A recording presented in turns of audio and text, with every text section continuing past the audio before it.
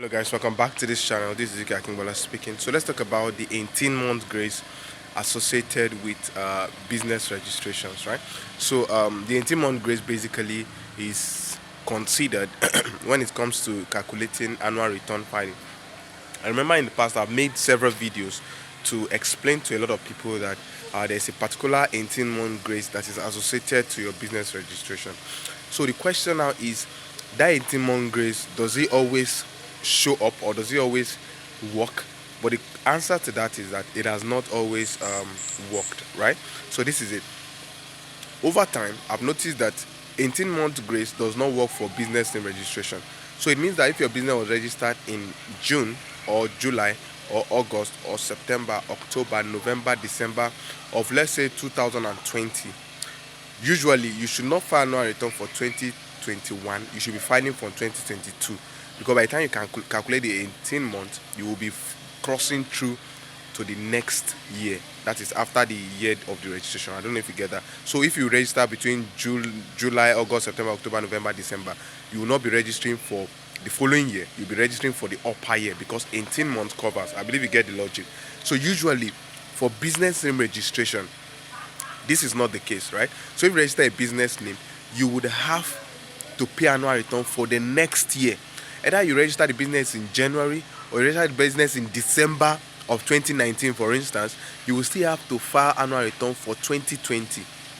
I believe you get the logic now. So it doesn't work for business name registration. That calculation is not effective. The 18-month grace is not effective, or it doesn't work for a business name registration. It only works for company registration. So for every company registration that you have, you can calculate the 18-month grace period for filing annual return. So it always works.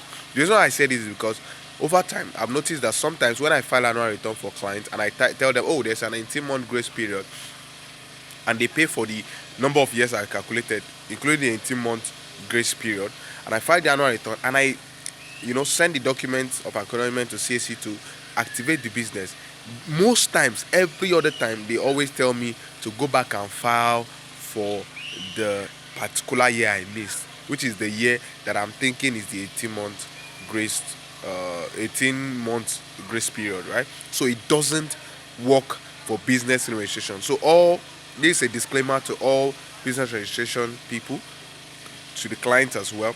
18-month grace period works for just business company registration and not for business name registration. So it's important that you always file your annual return for the immediate year after the business was registered, to avoid queries, to avoid delay in response. Because the reason why I'm making this video is this: it is possible for you to have calculated the 18-month grace period, your filed annual return has been acknowledged, now you are processing for activation of the business, and by the time they respond to you, which you think that the registration would have been active, they will just tell you that you have an incomplete annual return file.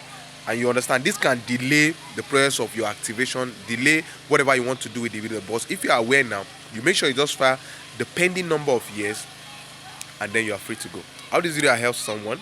If it did help you, give this video a thumbs up and subscribe to this channel. My name is Akingbola Ezekiel, and I'll see you in other videos. Thank you.